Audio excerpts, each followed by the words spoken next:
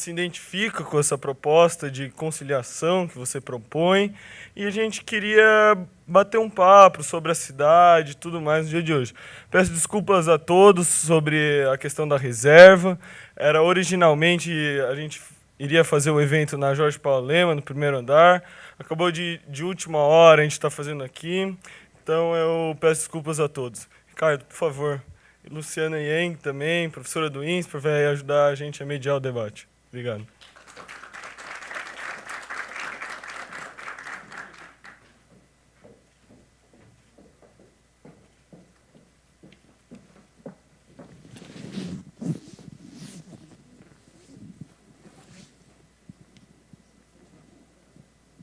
Bom, Ricardo, eu gostaria de começar falando um pouco sobre o que é São Paulo, sobre o seu período, o que significa, as maiores dificuldades, o que a gente tem feito de bom nos últimos tempos.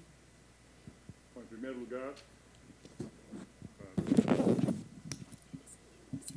em primeiro lugar, boa tarde para todos. É um grande prazer estar nessa escola que é tão inspiradora, né? A INSPER é uma escola super inspiradora e vocês têm a alegria e o privilégio de estudarem nessa escola, o que é bem legal. Eu acho que a gente pode esperar de vocês uma grande contribuição aí para a sociedade em função do tipo de educação que vocês têm aqui. Então, muito obrigado pelo convite. Bom, nós temos, para entender a cidade de São Paulo e para entender o fenômeno urbano, nós precisamos entender o que aconteceu nos últimos 60 anos. Em 1960, só para vocês terem uma ideia, nós tínhamos 60 milhões de habitantes no Brasil, sendo que 40 milhões moravam no campo e 20 milhões nas cidades. Nós tivemos uma inversão completa desse quadro, onde, 60 anos depois, nós temos 87% da população morando nas cidades e apenas 13% no campo, sendo que agora nós somos uma população de 200 milhões, portanto, nós temos 170 milhões morando na cidade. Então, de 20 para 170 milhões em 60 anos. Né? É impossível se pensar que esse grau de imigração, de êxodo urbano, rural, ocorreria sem graves consequências. Né? Só para nós termos um outro dado, hoje nós temos quase 200 milhões, 270 e poucos milhões de habitantes no Brasil, morando em menos de 1% do território brasileiro, com um impacto, uma pegada ambiental de cerca de 40% no Brasil. Quer dizer, dado o impacto que essa concentração de pessoas produz no bioma e no sistema como um todo. Então, a primeira questão que nós temos que refletir é: não haverá sobrevivência nas cidades se as cidades não reconstituírem os serviços ambientais. Eu acho que a coisa mais eloquente para isso foi a crise hídrica que nós tivemos. São Paulo vai buscar sua água num raio de até 200 quilômetros da cidade, porque não produz água. Então, o nosso processo de urbanização ele foi dissipando os serviços ambientais, como o fenômeno dos buracos negros, né, das estrelas, cuja gravidade é tão grande que nem a luz lhes escapa. O processo de urbanização ele é tão intenso e frenético que ele vai dissipando todos os serviços ambientais no entorno. Por isso que nós temos hoje, nas cidades, grande parte das doenças, dos problemas de saúde estão ligados aos desequilíbrios ambientais. Então, essa é uma primeira questão. A solução para isso há. A solução para isso já foi prevista desde a Convenção de Aalborg, ainda na década de 80, que se criou os princípios das cidades sustentáveis. No Brasil, nós temos 12 princípios, nós acrescemos mais 2 princípios das cidades sustentáveis, e os princípios das cidades sustentáveis é uma integração radical das dimensões socioambiental e econômica em qualquer política pública. Né? Quando vai se pensar em governança, você tem que pensar nessa integração. Quando você vai pensar em saúde, você tem que pensar nessa integração e assim por diante. Então, esse é o primeiro ponto. Né? As cidades precisam regenerar os serviços ambientais, as cidades precisam ser espaços de integração da dimensão socioambiental e econômica, onde, se uma prevalecer sobre a outra, nós entraremos em colapso. Esse é um grande desafio.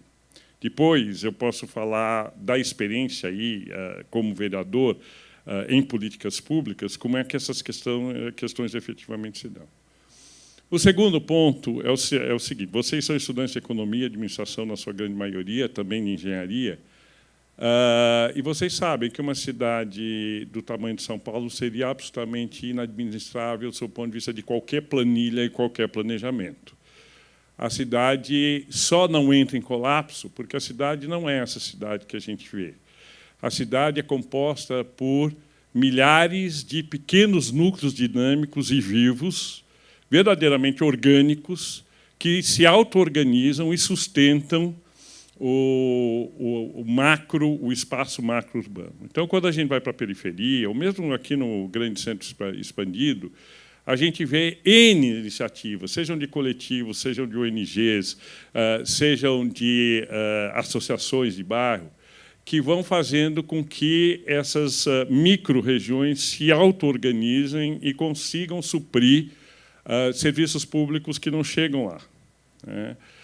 Por exemplo, se nós olharmos para grandes concentrações de baixa renda, como Paraisópolis, como Heliópolis, como a Vila Brasilândia, em todas essas aglomerações você tem um alto grau de organização autônoma, né, e local naquele território, que se articula, de alguma forma, com as grandes políticas públicas, mas são autônomas. Então, não há... Segundo ponto, é exatamente o que você falou na sua introdução. Não há possibilidade de fazer política pública se não for em articulação com os núcleos vivos que nós temos na cidade. Nós temos uma experiência muito intensa nesse sentido e muito bem-sucedida, né?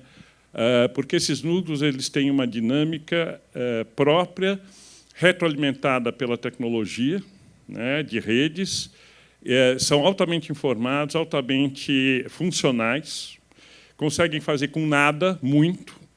Existe uma experiência na cidade, no Capão Redondo, chamado Banco União Sampaio, que foi inspirado no Banco de Palmas, né, no Ceará.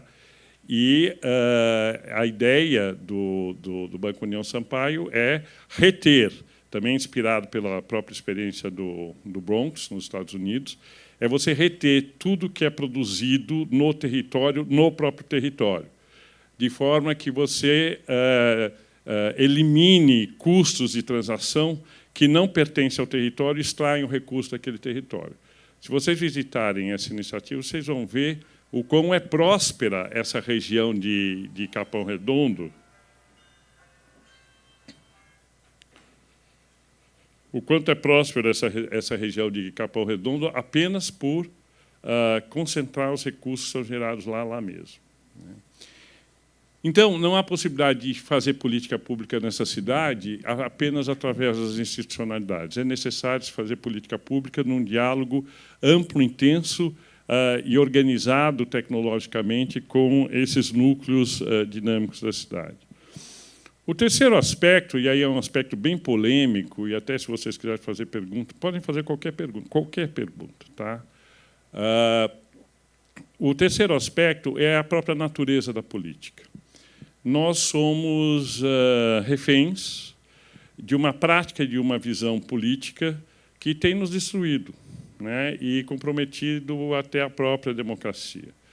Nós temos uma visão ideológica e cartesiana da política. Nós acreditamos que ou fulano é coxinha, ou é petralha, ou é de esquerda, ou é de direita, ou é da base, ou é da oposição, ou é da situação, ou é da oposição, enfim, né?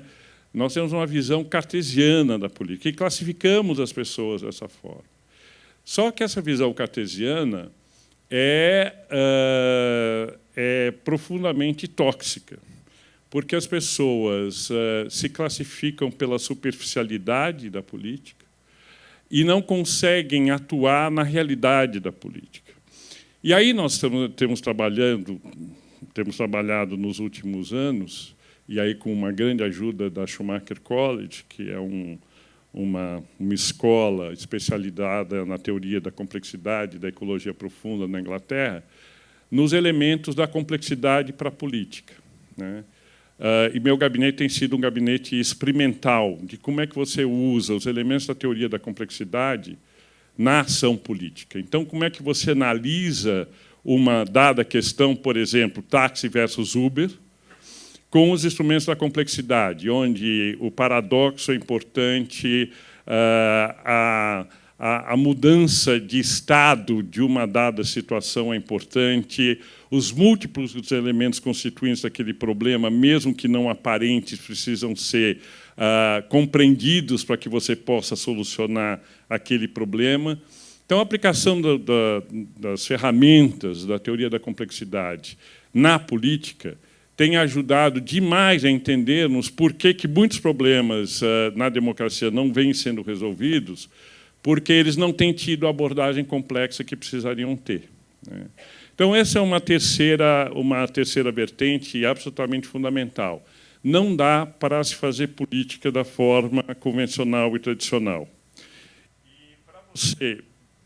E para você desenvolver as ferramentas da complexidade na prática da política, você não pode ser refém dessa dualidade. Não pode ser refém da polarização, não pode ser refém da visão cartesiana da realidade, e você precisa construir a partir da diversidade que essa realidade mesmo te dá.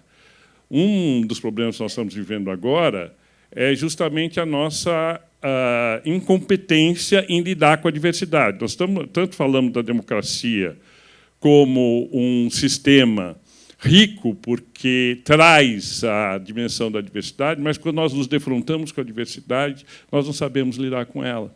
Nós a negamos. Então, esses são três elementos fundamentais para uma visão de gestão de cidade. A questão da sustentabilidade em função da dissipação dos serviços ambientais e da destruição de ecossistemas, inclusive aqueles que permitem a vida às pessoas. O segundo ponto, a enorme fragmentação dinâmica que existe, um tecido social altamente rico, orgânico, que se auto-organiza sob a denominação de cidade de São Paulo. E, se nós não compreendermos esse dinamismo, nós não dialogamos com a cidade. E o terceiro ponto é a repaginação da prática política a partir de uma visão não cartesiana, uma visão complexa, sistêmica, e que permite que você lide com a diversidade como um elemento de inteligência coletiva e não como um risco ou um problema.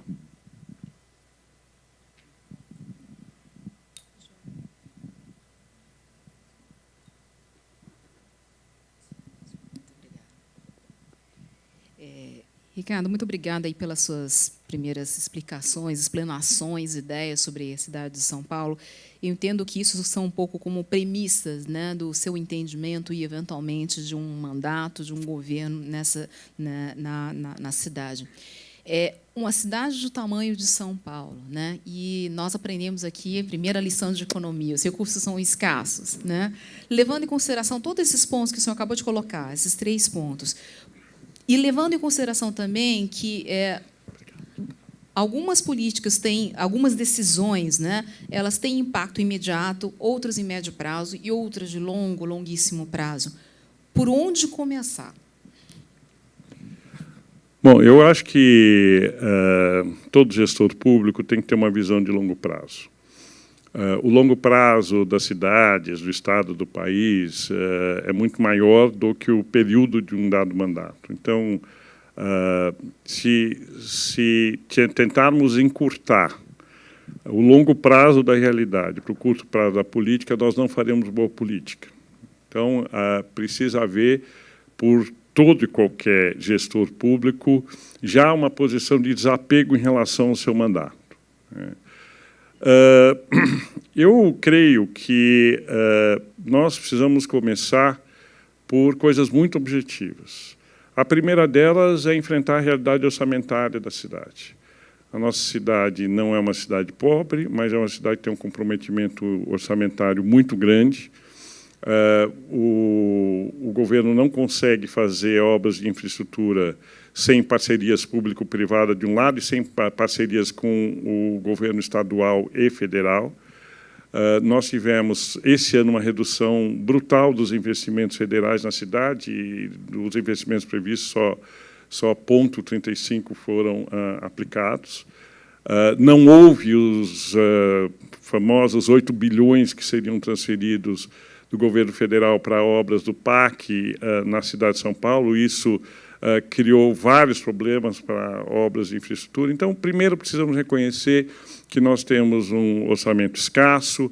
Agora, a revisão da dívida da cidade, com a nova legislação, vai permitir um serviço da dívida um pouco menos agressivo. Hoje, o serviço da dívida está em torno de 3 bilhões, 3 bilhões e 200 milhões, e isso pode cair pela metade. Nós estamos aguardando aí as decisões dos tribunais, e isso, obviamente, vai dar um fôlego maior, mas o fato é que a cidade tem muito pouca capacidade de investir. Então, a tendência é dizer, que pena, São Paulo tem muito pouco para investir. Mas não é verdade. São Paulo, numa lógica diferente de parceria público-privado, de diálogo com o conjunto da população, pode fazer muito mais do que efetivamente faz. Como eu disse, se nós não tivéssemos uma dinâmica territorial altamente organizada, nós teríamos entrado em colapso, porque o serviço público não chega em muitos lugares. Ora, vamos raciocinar de forma inversa. Se identificássemos onde os serviços de natureza pública estão sendo feitos pelos próprios esforços da comunidade e pensarmos no poder público como um elemento adicional, um recurso adicional daquela mesma comunidade, quanto nós não andaríamos. Tem uma situação verdadeira que eu vou contar para vocês. Vocês vão achar completamente ridículo. Uma comunidade ali em Parelheiros precisava fazer uma ponte para atravessar um córrego. E o córrego tinha problemas quando chovia muito, e não dava aquilo que vocês sabem. E a subprefeitura não respondia àquela comunidade, e aí ela se organizou e fez a ponte. Né? E fez a ponte, e aí era uma boa ponte. Né? A subprefeitura foi lá e destruiu a ponte. Destruiu a ponte porque ela não tinha sido feita de forma oficializada pela prefeitura. Evidentemente, tinha uma disputa política ali, onde os líderes daquela comunidade estavam em oposição aos políticos que estavam na subprefeitura. Mas o fato é que é isso que acontece na cidade. Quer dizer, nós temos recursos incríveis. Nós temos recursos no setor privado, nós temos recursos na própria comunidade organizada, que não dialogam com o poder público. E o poder público, muitas vezes, se impõe de forma quase imperial sobre todas as iniciativas da cidade. Então, quando nós não temos recursos, aliás, sempre o poder público deveria dialogar com as forças da cidade. Quando nós não temos orçamento, ainda mais. E as parcerias público-privadas são uma outra forma de você organizar recursos do setor privado para fazer obras de interesse público e ações de interesse público funcionarem. Então, a primeira questão, não estou querendo fazer uma resposta longa, mas a primeira questão é a seguinte: não dá para se enfrentar a cidade sem um realismo orçamentário, um realismo das finanças públicas e uma mudança da forma com que o poder público dialoga e constrói com o conjunto da sociedade. O outro ponto, professora, é um enxugamento. Né? Eu sou originalmente do setor privado, né? Fui empresário muitos anos da minha vida, dirigi organizações empresariais, depois fui para o terceiro setor a partir do Instituto Ethos, e conheci, através da responsabilidade social, N iniciativas, né, em muitos lugares. Mas eu nunca vi tanta ineficiência como no poder público. Nunca vi. O poder público é de uma ineficiência que precisa tomar rescue, sabe esse remedinho floral, né, que você toma quando você está assim? Você precisa tomar rescue o tempo todo, porque as coisas não andam. E não andam porque existem 3 travas fundamentais. Uma trava é a trava legislativa. O gestor público precisa cumprir a lei rigorosamente, a lei é contraditória, abundante, se superpõe, e o que paralisia a ação do poder público. O segundo é a forma com que a gestão é cristalizada pela estabilidade, né? Essa é toda uma outra discussão, né? E o terceiro ponto é o loteamento do Estado, né, do governo, pelos interesses políticos, né, onde há um conluio entre a prefeitura e a Câmara, de forma que a maioria de coalizão ela é feita a partir de cargos públicos. Então, para cada vereador, existe X, Y cargos que estão ali sendo negociados para garantir o apoio da base de governo. E isso esteriliza o legislativo. Acaba com o legislativo. Quer dizer, os aspectos importantes do legislativo, que é o olhar crítico, o acompanhamento, a supervisão, a fiscalização do executivo, desaparecem, porque o legislativo fica completamente subordinado ao executivo. Então, essas três dimensões dificultam muito a eficiência e a agilidade do poder público. Então, isso tem que ser enfrentado. Na próxima gestão, o prefeito, né, que não tiver uma outra forma de dialogar com o legislativo, uma outra forma de dialogar com os próprios servidores e uma revisão radical na legislação que acaba travando muitos processos, fica muito difícil caminhar. Bom, Ricardo, o senhor é um conhecido defensor do desenvolvimento sustentável. Nos últimos anos, a gente teve políticas muito intensas, discussões muito intensas na área de transporte, a implantação das ciclovias, das faixas exclusivas de ônibus, tem essa discussão agora do Uber. Você acha que essas medidas convergem para a sua visão de desenvolvimento ou você faria alguma coisa radicalmente diferente? No caso da mobilidade, eu faria o que o prefeito Haddad fez. Eu acho que ele enfrentou de forma adequada a questão da mobilidade. Eu acho que o conceito de democratização da via pública, múltiplos modais, estímulos para a gestão pública para o transporte público, de forma que as pessoas fossem desestimuladas a utilizar o transporte individual. Agora, toda essa discussão sobre transporte individual de interesse público, que é essa discussão de Uber versus táxi, tudo isso está correto, sob o ponto de vista de uma visão de desenvolvimento sustentável. O que não está correto, a forma com que foi feito. Foi feito de uma forma muito assodada, muito das ciclovias foram construídas de forma incorreta, vão precisar ser refeitas. Houve a queima de dinheiro público aí. A questão dos corredores de ônibus, não se ouviu os comerciantes e as comunidades. Isso acabou destruindo o comércio em muitos lugares, e agora está havendo todo um esforço de recomposição de linhas para que se restaure a vitalidade dessas áreas. A questão da redução da velocidade na cidade, que é correta, do ponto de vista técnico, mas não é correto todas as horas, durante todos os dias. Acabou redundando numa indústria de multas. Nós temos hoje uma arrecadação de R$1 bilhão em multas. Então, em vez de uma política educadora, se tornou uma política punitiva e arrecadadora. A questão da emissão dos gases efeito estufa, foi eliminado no primeiro ano todo o mecanismo de controle das emissões veiculares e não se repôs isso, então nosso ar piorou muito e as doenças, quando nós temos, agora de novo nós vamos ter um inverno sem chuvas, nós vamos ver o aumento das doenças. O professor Seniviva da USP tem feito vários trabalhos nesse sentido. Então, a ação em relação à mobilidade foi correta, mas a forma com que ela foi feita poderia ter sido muito melhor. Vamos abrir um pouco para perguntas na plateia, se alguém quer. Senão, a gente continua aqui.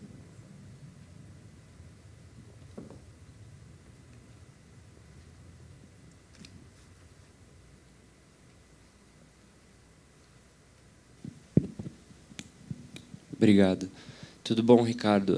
A minha pergunta é, você começou discursando um pouco sobre a questão de, muitas vezes, essa briga de poder entre dualidades, bom, mal, PT, PSDB, muitas vezes ela traz entraves para que possam ser feitas as políticas públicas serem de forma eficiente.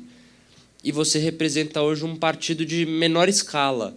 E em muitos governos, como, por exemplo, o americano, há uma dualidade muito grande onde não existem tantos subpartidos quanto existem aqui.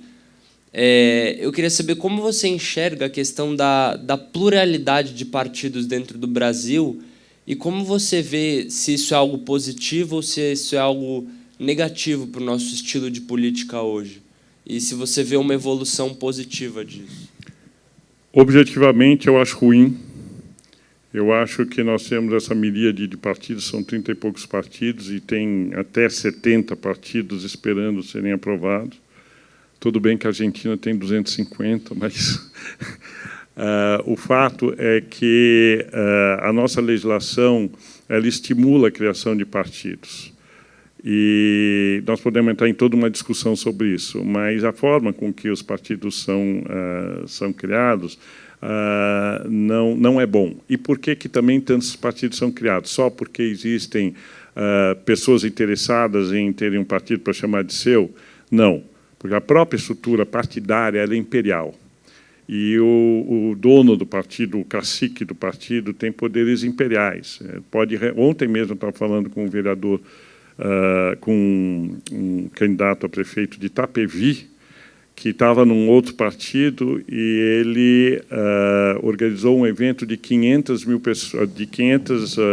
pessoas em Itapevi, depois outro de quase 5.000 pessoas, e aí o partido da prefeita negociou com o cacique do partido dele, e ele, da noite para o dia, perdeu a legenda e foi expulso do partido, sob o argumento de que o presidente do partido não tinha sido chamado para o evento. Mas, claro, né, ele se tornou uma ameaça real, né, para a prefeita de plantão, e aí, nesse jogo partidário. Então, os partidos também existem porque a forma com que eles funcionam, não há nada mais imperial do que um partido político na democracia brasileira. E se nós não entendermos isso, nós não podemos entender por que nós temos tantas disfunções na política. Agora, em relação à primeira parte da sua pergunta, um dos desafios do meu mandato foi... o meu mandato é um laboratório. Eu sei que vocês têm um laboratório aqui, né, o FabLab, que eu adorei, e o outro lá embaixo. O meu partido é um laboratório. Ele é um laboratório de práticas políticas inovadoras. Inclusive, nós temos uma publicação, eu devia ter trazido aqui para vocês, sobre a complexidade aplicada na política, enfim. Nós tivemos um grupo de design thinking, analisando o mandato. Bom, tem várias inovações, mas o ponto é que um dos desafios do mandato era como um vereador único no seu partido.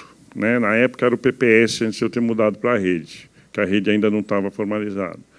Pode fazer a diferença na Câmara, sem ser do governo, sem ser oposição ao governo, se movendo por mérito. E qual era a régua do mérito? Se as políticas públicas eram sustentáveis ou não, e se eram éticas ou não, transparentes ou não.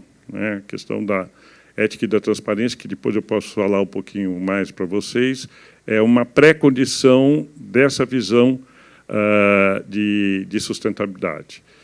E o que aconteceu agora? São 3 anos e meio. Eu consegui criar a Frente Parlamentar da Sustentabilidade na Câmara, onde eu tirei a questão da sustentabilidade da discussão política e trouxe para uma visão suprapartidária. Estou presidindo pela 2ª vez essa mesma frente, são quase 15 vereadores. Presidi a Comissão de Meio Ambiente, que eu jamais deveria nem participar, porque, como eu sou o único representante do meu partido, não tinha cota para poder participar da Comissão do Meio Ambiente, eu consegui presidir a Comissão do Meio Ambiente, presido a subcomissão de transportes, e conseguir uma CPI. Imagina, um vereador de um partido, como é que consegue uma CPI que precisa de uma grande articulação, até porque as CPIs são vistas pelo governo como ruins, em geral. Se não é o governo a instituir a CPI, o governo tenta sempre esvaziar a CPI. E eu acabei de instituir esse ano a CPI das compensações ambientais, né? Então, como é que isso acontece? Por que o Ricardo se movimenta assim na Câmara? Não é mérito do Ricardo, é que a gente faz uma política que não resvala e não cai nessa polarização partidária. Então, tem alguns momentos em que eu apoio, sim, o governo, e tem momentos que eu me oponho ao governo. E as razões pelas quais eu apoio e as razões pelas quais eu me oponho são claras. E todo mundo sabe que não é por cargo, jamais pedi um cargo para o prefeito, né? Sabem que não é por motivação eleitoral, porque uma das pré-condições para que eu tivesse me candidatado é que eu não tivesse nenhum tipo de dependência, nem econômica, nem de partido político, nem de coligação, para poder exercer um mandato independente. Então, as pessoas acabam respeitando a posição de um político que se move por questões de mérito. Obviamente, essas questões precisam estar sempre explícitas.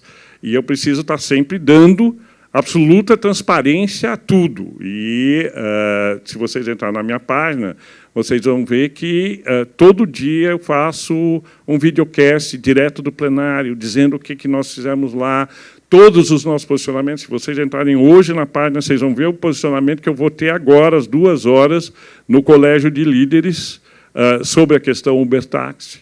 Está lá, as pessoas estão debatendo, algumas descendo o pau no vereador, outros apoiando e tal, mas é assim, quer dizer, as pessoas sabem por que eu me movimento e como me movimento. As pessoas podem criticar, achar que é bom, achar que é ruim, às vezes me corrigem em falhas ou excessos que eu posso cometer, mas o norte do mandato é sustentabilidade, ética, transparência e mérito. Não importa se é iniciativa do governo, da oposição, do partido A, do partido B e assim por diante. E isso é um legado que eu espero que esse mandato deixe, que vale a pena construir um movimento, uma representação política pautada na credibilidade de verdade, no campo da confiança. Porque, quando um político se move a partir daí, a possibilidade de influenciar e mudar as coisas é muito grande. E isso, na Câmara, se vocês forem na Câmara, qualquer um de vocês, e perguntarem, bom, como é que é o mandato? Não perguntem pelo Ricardo Yang, perguntem pelo mandato do Ricardo Yang, pelo gabinete do Ricardo Yang. Todo mundo vai testemunhar que é um dos gabinetes mais operativos, mais participativos, que mais dialogam com a estrutura da Câmara e assim por diante. Então, dá para fazer política de uma forma legal? Dá para fazer. Uma das razões pelas quais eu entrei, eu não precisava entrar na política. Uma das razões pelas quais eu entrei na política era para tirar a prova dos 9. É possível fazer alguma coisa na política? É possível. É difícil, super difícil. Mas também, quando eu era empresário, também era difícil ser empresário no Brasil, né? Difícil ser empresário honesto, difícil recolher imposto, difícil fazer as coisas em conformidade da lei, mais difícil ainda ser socialmente responsável. Mas não é a dificuldade que é o limitador, né? É o que te motiva na vida, né? O que nos motiva na vida, né? O que a gente quer construir e oferecer para a sociedade, né? Eu acho que é isso que move, né? E, apesar de todas as circunstâncias terem sido difíceis, eu poucas vezes deixei de conseguir coisas que eu batalhei por mérito. Algumas eu desisti no meio do caminho porque achei que não valia a pena, é verdade. Mas aquelas que eu batalhei mesmo porque achei que eram fundamentais, todas elas acabaram acontecendo, em tempos diferentes, mas acabaram acontecendo. Eu queria aproveitar o gancho que você contou aí da sua longa e bem-sucedida carreira empresarial. Eu estudo a área de economia e direito, né? E quando a gente começa a estudar o direito no Brasil, numa perspectiva de negócio, a gente dá vontade de chorar, ou então de colocar os empresários, os empreendedores, né? São os heróis nacionais, né? porque o ambiente de negócios desse país é muito difícil. Você já sentiu isso na pele, certamente, né, com muito mais intensidade do que eu. A nível municipal, dá para fazer alguma coisa? Porque, afinal de contas, nós estamos numa cidade de negócios, né? Existe algum espaço dentro, né, da prerrogativa municipal de se trabalhar com um ambiente de negócios na cidade? Eu acho que existe. Não sem trabalho. Mas eu acho que existe. Na lei, no plano diretor, que foi uma das boas iniciativas do governo Haddad, e eu gostaria de reconhecer publicamente os méritos do vereador Nabil Bonduc, que foi um excelente relator dessa lei. Nós já previmos ali uma série de ações na cidade que estimulam os negócios, desde territórios, como, por exemplo, território cultural, até motivações para a economia criativa e assim por diante.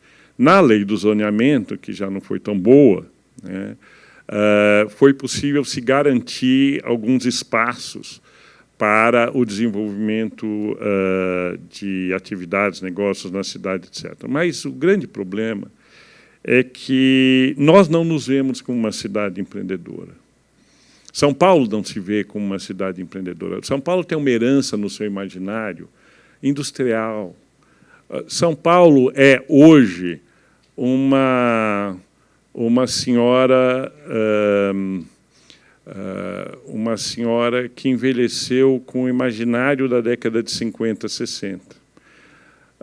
São Paulo não entrou na revolução tecnológica como poderia. Tem cidades no Brasil muito mais avançadas, como o Rio, como Recife, né? Não aproveitou de todo o seu ativo cultural e acadêmico. E São Paulo foi refém de duas indústrias, basicamente, que foi a automobilística e a da construção civil. Foram essas duas indústrias que ditaram o desenvolvimento da cidade. E nós, hoje, estamos pagando todo esse preço. Precisamos recuperar, não só do ponto de vista de uma revisão do arcabouço legal, né, naquilo que tange a municipalidade para o estímulo ao empreendedorismo, mas nós também precisamos, de verdade, voltar a ser uma cidade empreendedora. Algumas iniciativas foram feitas, por exemplo, a SPCine, né, que foi uma iniciativa no sentido de estimular a indústria de cinema e de audiovisual na cidade, a SP Negócios, que até agora não produziu grandes coisas, né, mas nós temos que nos ver como uma cidade empreendedora para poder resgatar, inclusive, a contribuição de vocês, né, jovens que daqui a pouco vão estar aí empreendendo e fazendo acontecer. Perfeito. Vou emendar aqui uma pergunta um pouco mais sobre um cenário nacional. O Rede tem se posicionado recentemente a favor de novas eleições, por causa da impeachment da presidente Dilma Rousseff. Você não acha que mudar ainda mais a nossa Constituição mais prejudica do que as novas eleições ajudariam, especialmente no caso da nossa jovem democracia? Esse é um bom debate, né? Eu, evidentemente, como membro da Executiva Nacional da Rede, eu participo dos posicionamentos da Rede. Mas isso não significa que, em todos os momentos, minha opinião vai ser... Aliás, a Rede tem isso no seu estatuto, né? A Rede formula suas posições, mas dá independência aos seus parlamentares de se posicionar, a não ser que tenha concordado em ser diferente. Quer dizer, os parlamentares têm liberdade para se posicionar, mesmo que a sua posição não seja exatamente a da Rede. Nesse caso, eu acho um bom debate, por quê? Os argumentos pelos quais a Rede está se posicionando dessa forma são todos muito consistentes. Existe uma ação no TSE de impugnação da chapa Dilma Temer. Há indícios muito sérios de que houve dinheiro de caixa 2 nas eleições da Dilma. Há claras evidências de que essa irregularidade tornaria esse governo do Temer, né, tão pouco legítimo quanto da Dilma. Se fosse só isso, nós podíamos dizer, bom, o TSE é lento, vai demorar 2 anos para julgar, quando acabar de julgar isso, nós já vamos estar em 2017, 2018 e tal. Mas há uma outra coisa, que são acusações sérias no Lava Jato em relação à intermediação de influência, de interesses por parte do vice-presidente, e principalmente dos 2 membros do parlamento, né, tanto do Cunha como do Renan. O Cunha, todo mundo sabe, o Renan está conseguindo se esquivar, mas há muitas evidências de que o grupo todo atuou em conjunto, né? Sabe, briga de quadrilha, né? Quando, num dado momento, há um conflito de interesse, uma quadrilha então tenta eliminar a outra, mas a quadrilha é ela mesma atuando junta, né? Então, o PMDB no poder e o PT no poder faziam parte de um mesmo projeto político e utilizaram os mesmos expedientes. Então, o impeachment da Dilma não resolve o problema. Mal resolve parte do problema. O que o Temer está tentando fazer é legitimar um governo de transição. E esse governo de transição pode fazer uma diferença se ele conseguir o melhor dos partidos do centro, vamos chamar assim, o PSB, o PSD, o PPS, eventualmente segmentos do PSDB, como nós estamos vendo agora. Mas, mesmo assim, como eu estava falando com o professor Carlos Mello agora, esse modelo já está datado. Esse modelo foi o mesmo aplicado pelo primeiro governo Dilma e não deu certo. Então, reaquecer esse modelo com novos agentes, daqui 1 ano, 2 anos, nós vamos estar na mesma situação. Como nós precisamos de uma recuperação econômica desesperadamente, a tendência é aceitar o que está aí, porque, pelo menos, a gente vai ter um respiro econômico. Mas, do ponto de vista político, nós vamos continuar em crise. Então, a tese da rede, que não é só da rede, né, outros partidos também estão defendendo esse ponto de vista, de que nós deveríamos, então, repactuar o país através de novas eleições, é uma tese importante, porque, ao fim e ao cabo, diríamos, deu errado, né, as eleições de 2014 deram errado, precisamos consertar isso, e, para consertar isso, o povo precisa se manifestar no máximo da sua soberania, que são as eleições. Mas o risco é que as pessoas que possam, eventualmente, se candidatar para as próximas eleições, dado o tempo exíguo que a gente ainda tem para a eleição direta, que é apenas esse ano, serem as mesmas. E aí, como é que as mesmas pessoas vão poder fazer diferente, né? Então, a questão está colocada, é um bom debate. Eu tendo a achar que novas eleições é o melhor caminho, eu já defendo isso há alguns meses, mas também vejo problemas nesse caminho. Então, uma reforma política seria tão importante quanto as novas eleições? A mais importante.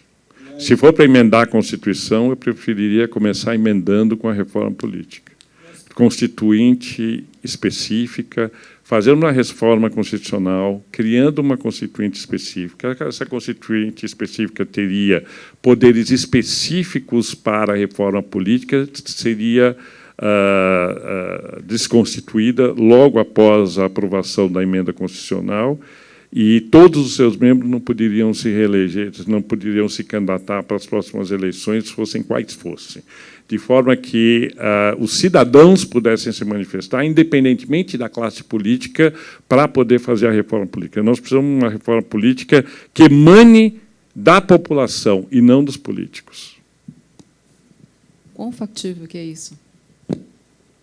A criação dessa constituinte específica, sem possibilidade de reeleição, quão factível que é isso? É uma discussão que está aí, é recorrente, só que ela é tão complexa, e quando a Dilma, no calor de 13 de junho, falou em constituinte específica, ela foi tão combatida, tanto dentro do partido como pelos próprios membros do Supremo, que essa ideia morreu.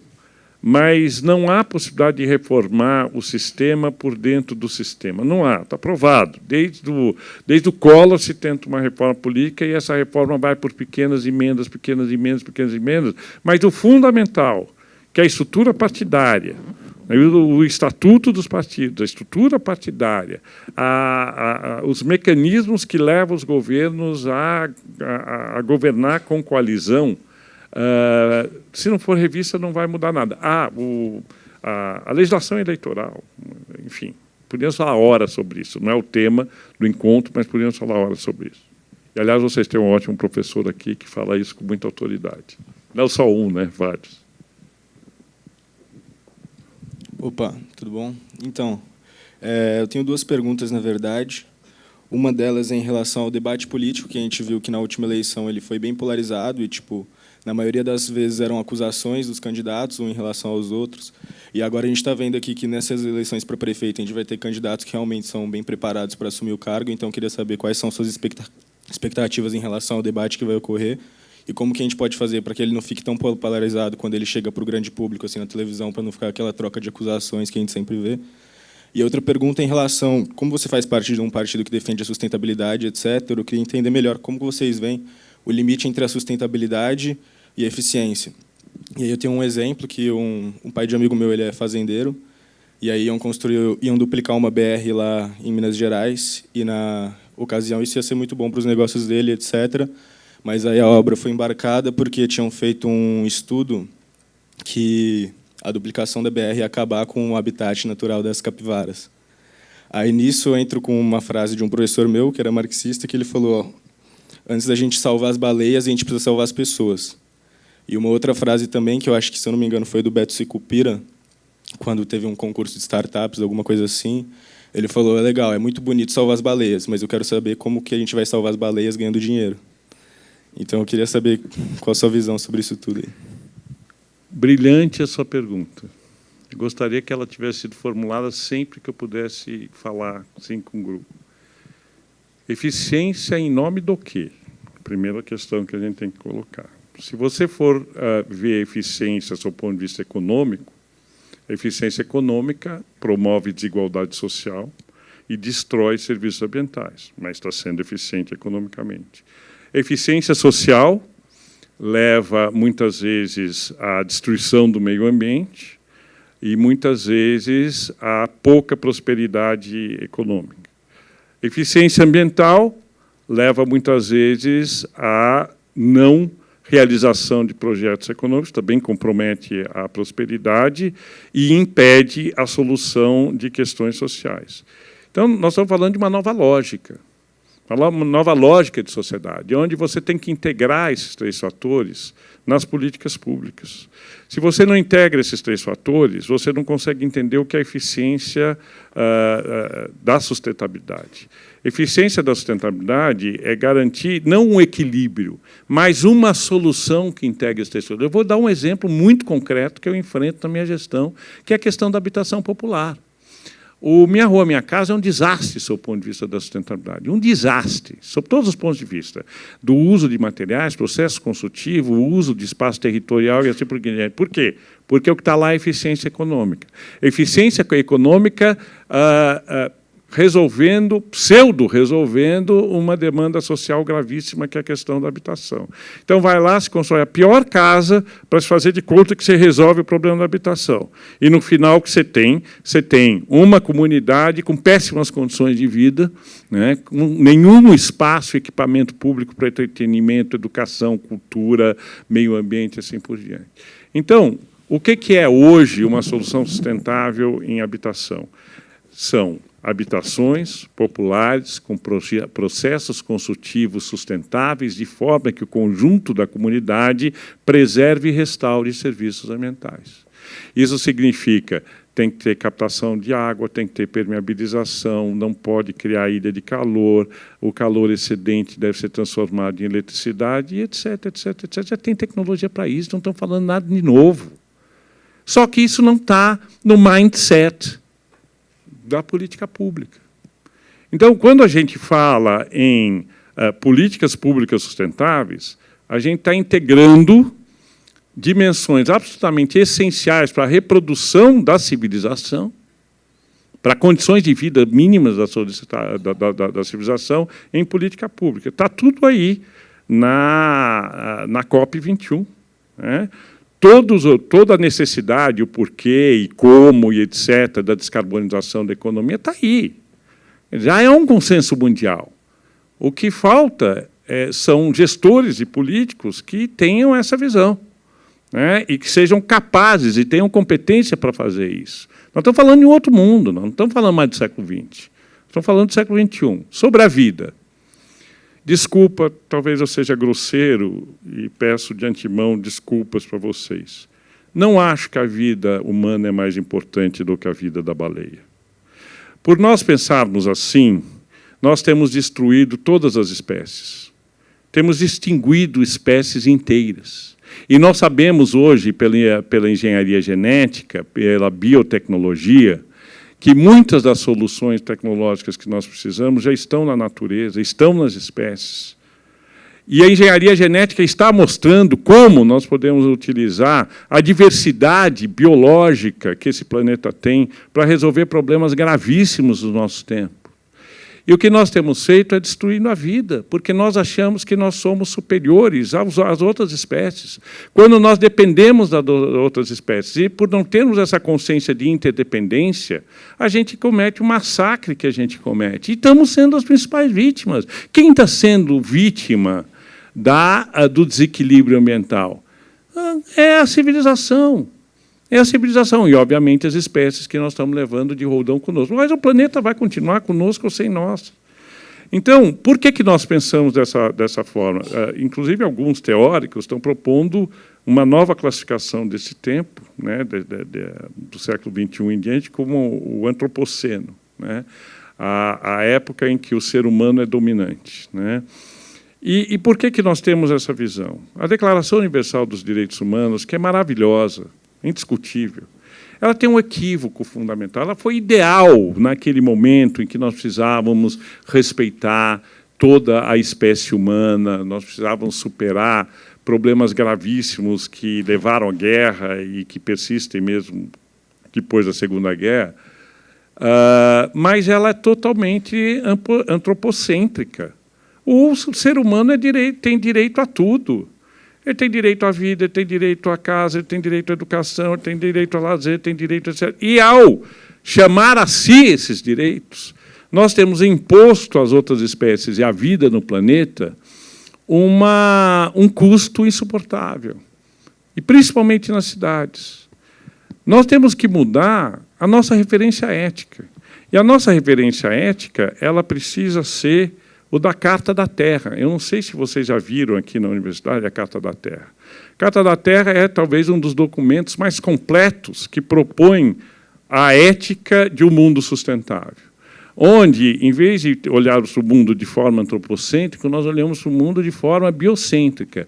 O mundo é a teia da vida que, inclusive, sustenta e permite o ser humano existir. E o ser humano, como uma espécie consciente, tem a responsabilidade de compreender a complexidade dessa teia e cuidar dela para a sua própria sobrevivência, mas também pela sobrevivência do todo, porque sem o todo não existe ser humano.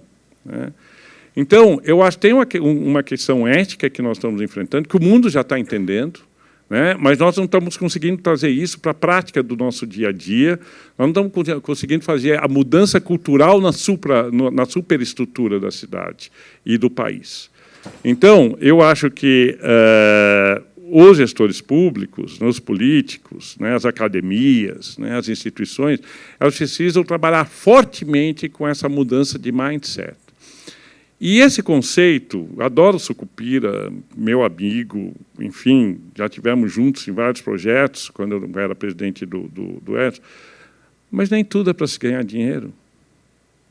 Nem tudo é para se ganhar dinheiro. Se nós reduzirmos todas as relações a dinheiro, nós vamos desqualificar a nossa condição humana e a capacidade civilizatória que nós temos de construir um mundo extraordinário sem precedentes. O que está levando à insustentabilidade do mundo? A ganância. o consumismo, o desperdício, né?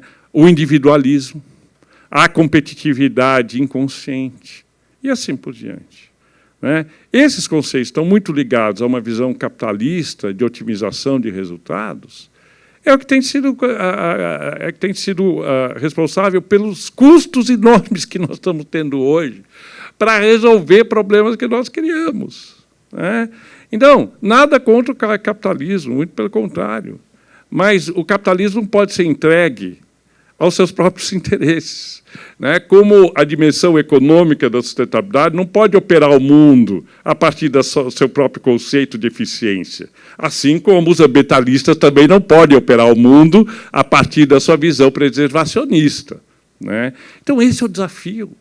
E essa é a beleza da sustentabilidade, que é uma tese e uma teoria a ser construída no campo da economia, no campo da política, no campo das cidades, nos processos da agricultura, nos processos regenerativos, na biologia, na saúde. É uma outra referência de mundo, e daí por que a sustentabilidade é tão fascinante. Nós tendemos a desqualificar a sustentabilidade. Um dos problemas do nosso mundo hoje, onde a gente vive um overload de informação, é que tudo vai perdendo o seu sentido intrínseco. Uma das coisas que tem perdido o seu sentido intrínseco é o conceito de sustentabilidade. Agora, se a gente for remexer um pouco na ontologia da palavra, como é que ela surgiu, como é que ela foi formada, o que ela significa, é um parâmetro civilizatório fundamental, né? E a nossa luta, né, os sustentabilistas, se nós podemos nos qualificar de sustentabilistas, é buscar essas soluções. A gente tem mais uma pergunta aqui. Boa tarde. Você trabalhou bastante tempo no setor privado, né? E agora está na vida pública. Eu queria saber, do seu ponto de vista, quais são as principais diferenças da gestão do setor privado para a gestão pública, né? E quais boas práticas do setor privado você acha que serão bem recebidas na gestão pública? O que eu gosto do setor privado? Eu gosto do setor privado da liberdade. No setor privado, você só não pode fazer alguma coisa que tiver contrária à lei. No setor público, tudo que você faz tem que estar regulado por lei. Então, a liberdade do setor privado é extraordinária, né? A criatividade do setor privado é extraordinária. A capacidade que as pessoas têm de se desenvolver e a motivação que elas têm no setor privado é muito legal, principalmente depois que as novas teses de administração foram ganhando espaço, né, como gestão participativa, entrepreneurship, o papel do empreendedorismo e dos consórcios empresariais no desenvolvimento de projetos, enfim. Tem várias coisas do setor privado. O setor privado é muito inovativo, né? É muito inovador e é muito legal. O problema do setor privado é que, como ele é muito orientado pela dimensão econômica, muitas vezes ele pode produzir problemas, mesmo não estando consciente desses problemas, pode produzir problemas que não estão internalizados nos seus custos, o que traz o falso resultado. Muitas empresas têm resultados, mas são falsos resultados, porque não conseguem dimensionar as externalidades que, se dimensionadas, mudaria completamente a sua performance. Então, eu acho que existe uma certa miopia, para não dizer ignorância do setor privado, em relação ao verdadeiro impacto da atividade empresarial. O que eu levaria do setor privado para a administração pública? A desregulamentação. Eu desregulamentaria os processos de gestão e decisão do setor público. Ele é demais engessado e nós sempre podemos justificar que ele é engessado porque o interesse público precisa poder se submeter à fiscalização externa e essa fiscalização... Bom, tem todo um discurso do porquê que é assim. Mas o pior efeito do engessamento do setor público é o desestímulo das pessoas. Tenho encontrado servidores públicos brilhantes. E é triste ver como as pessoas, depois do seu 5º, 6º ano, trabalhando no setor público, vão perdendo motivação. E, quando chegam a 20 anos, só pensam em aposentadoria. É um horror. É um horror. Cabeças brilhantes que só pensam em aposentadoria. Quer dizer, só pensam no dia em que puderem sair daquilo que elas fazem. É muito triste. Uma pergunta aqui. Ontem a gente recebeu o vereador André Matarazzo e ele defendeu... A gente recebeu o vereador André Matarazzo, do PSD. E ele defendeu que, para resolver problemas pontuais na cidade, em termos mais operacionais, ele defendeu a descentralização para as subprefeituras. E descentralizando, talvez ao máximo, chegaria diretamente para o cidadão. Eu queria saber de que maneira você defenderia uma melhor comunicação entre o cidadão e o gestor da cidade. Tá, você está me dando a oportunidade de falar sobre a questão da confiança que eu tinha falado lá atrás, né? A ética e a transparência são importantes como valor moral, não há discussão nenhuma sobre isso. Mas, na política, tem um elemento adicional que fazem da ética e da transparência um quesito absolutamente indispensável. Por quê? Porque, quando nós falamos em descentralização, participação e rede, né, nós estamos falando de conexão. Conexão entre pessoas, conexão entre ideias, conexão entre movimentos. E, se você não tiver o elemento da confiança, essas conexões não ocorrem. A ética e a transparência são práticas, permitem práticas que geram campos de confiança. Então, só é possível descentralização, só é possível gestão em rede, só é possível processos de interdependência quando você tem confiança. Se você move as suas decisões por visões ideológicas, por visões partidárias,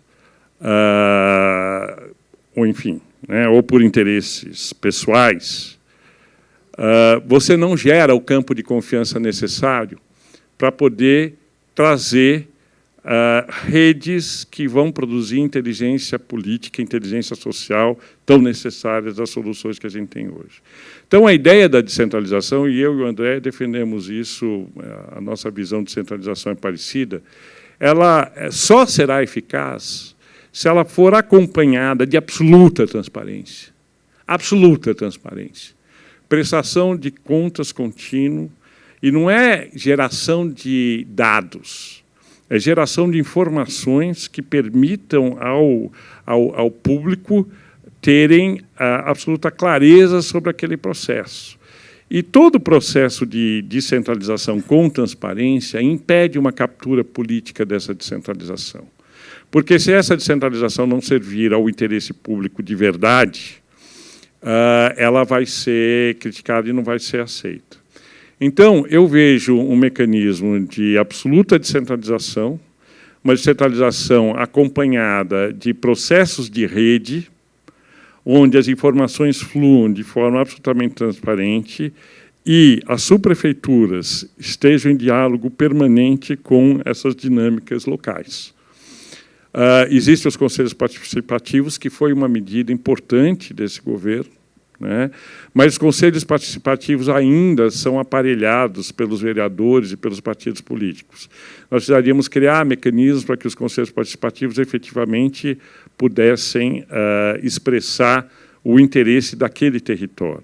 Então, há mecanismos. Como eu disse, não precisamos reinventar nada.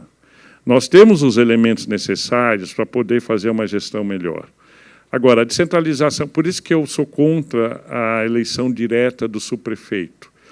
Porque a eleição direta do subprefeito vai permitir que os candidatos a subprefeito sejam daqueles grupos que maior influência política tenham naquele local, e pode acabar elegendo não um subprefeito que tenha expressão democrática de verdade, mas seja um representante desse ou daquela força política hegemônica naquele local.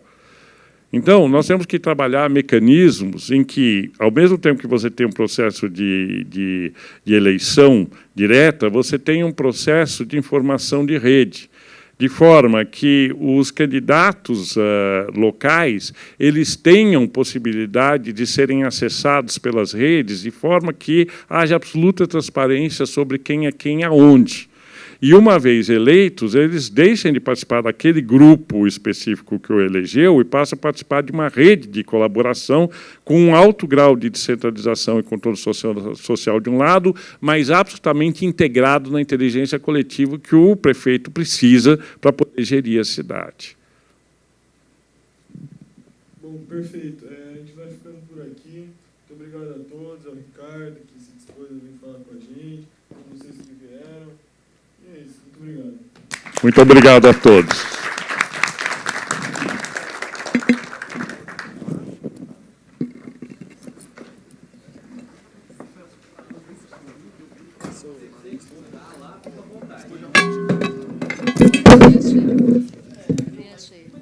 Sempre boa, eu tenho que falar. O Ricardo falou muito bem, as ideias muito boas.